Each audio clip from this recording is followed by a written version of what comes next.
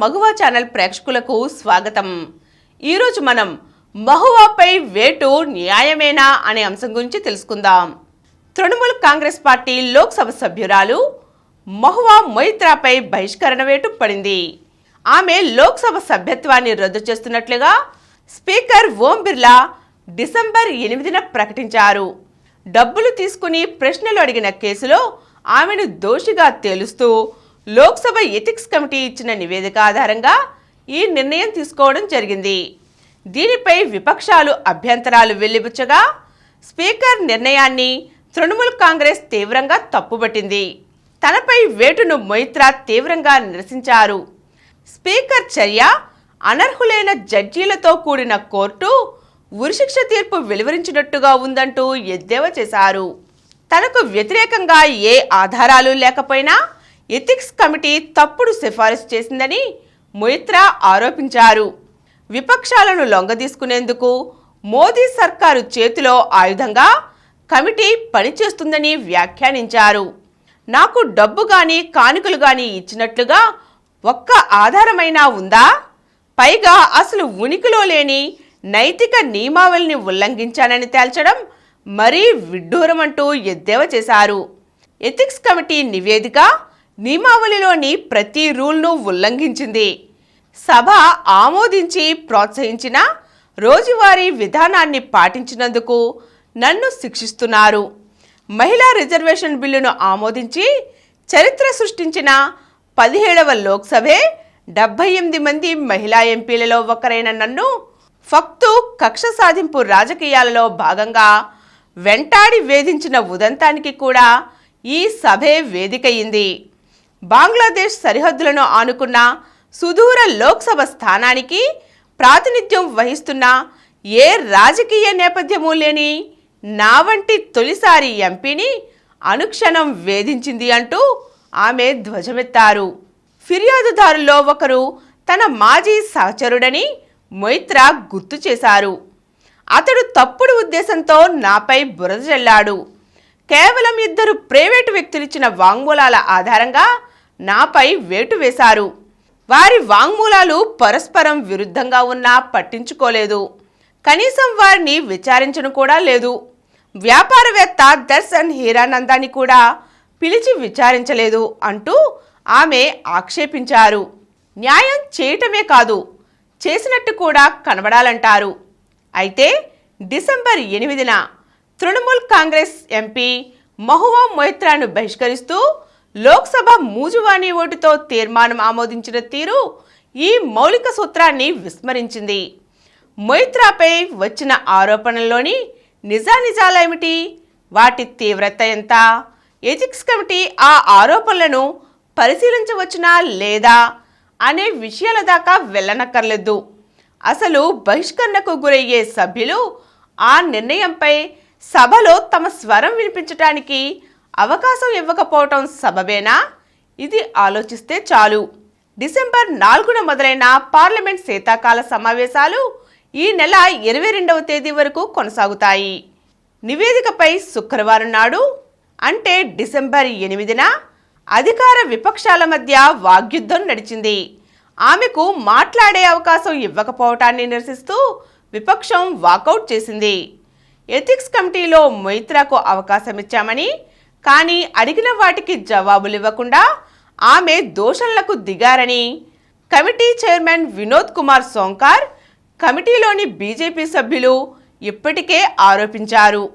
ఫిర్యాదుకు సంబంధం లేని ప్రశ్నలతో వేధించారని, తన వ్యక్తిత్వాన్ని దెబ్బతీసేలా ఆ ప్రశ్నలు ఉన్నాయని మొయిత్రా కూడా ప్రత్యారోపణ చేశారు. ఒకవేళ మొయిత్రా చేసిన ఆరోపణల్లో అన్నీ అబద్ధమే అనుకున్నా అంత మాత్రాన సభలో తన వాదన వినిపించేందుకు ఆమె అనర్హురాలు అవుతారా?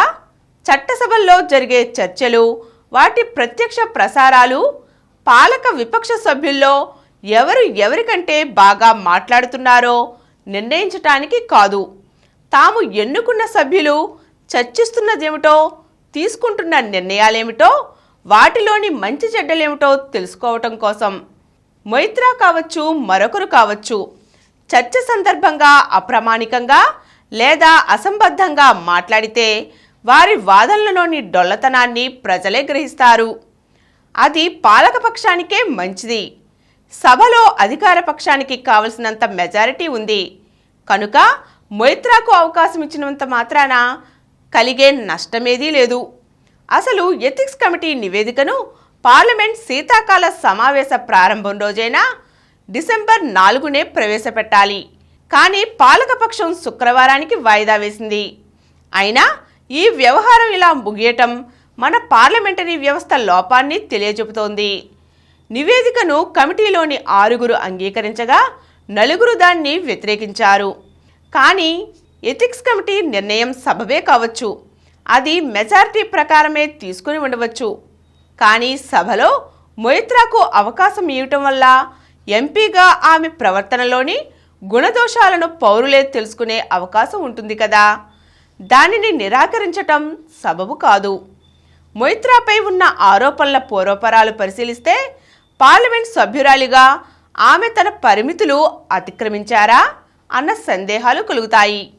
సభలో వేయదలుచుకున్న ప్రశ్నలను సభ్యులు ఎక్కడి నుండైనా ఎన్ఐసిలో లాగిన్ అయి నేరుగా స్పీకర్కు చేరే విధంగా పోస్టు చేయవచ్చు.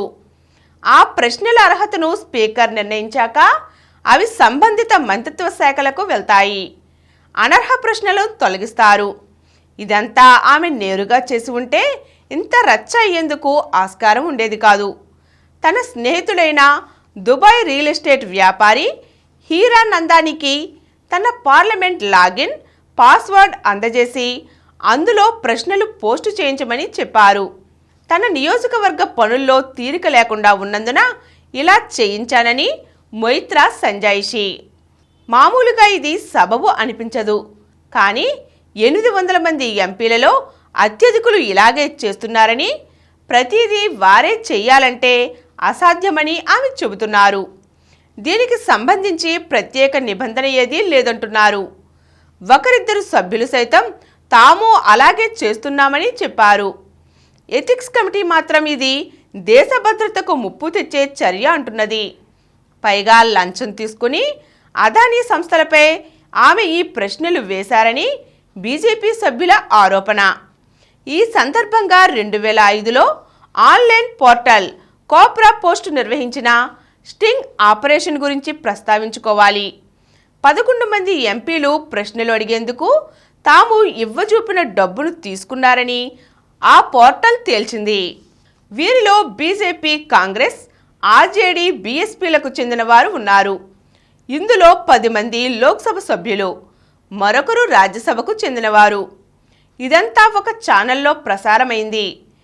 ఆ ఎంపీలను సభ నుంచి బహిష్కరిస్తున్న సందర్భంలో మాట్లాడిన బీజేపీ సీనియర్ నేత అద్వానీ ఇందులో అవినీతి కన్నా ఎంపీల బుద్ధిహీనత వెల్లడవుతుందన్నారు. అందుకు బహిష్కరణ శిక్ష విధించటం క్రూరమైన చర్యగా అభివర్ణించారు. మొయిత్రా విషయంలో దీన్ని పరిగణలోకి తీసుకోవాల్సిన అవసరం లేదా మరి?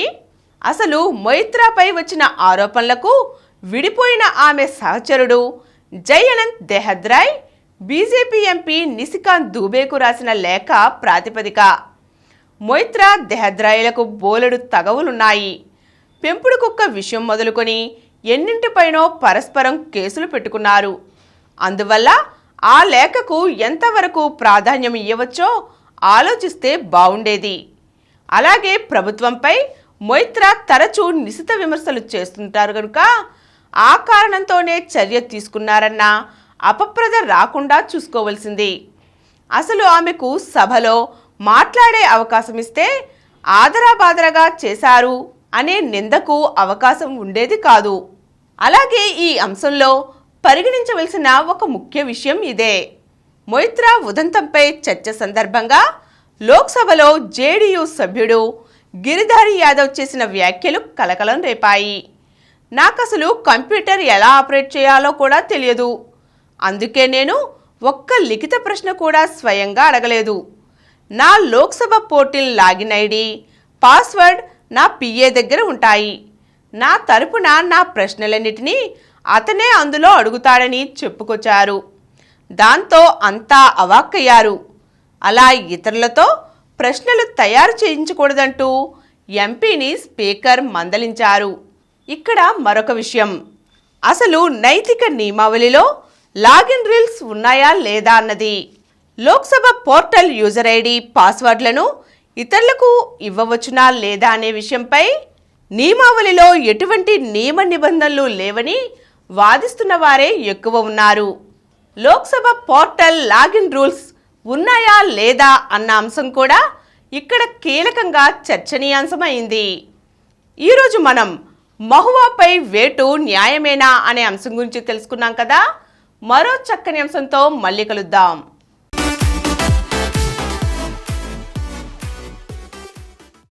ఈ కార్యక్రమం మీకు ఎంతో నచ్చింది కదా.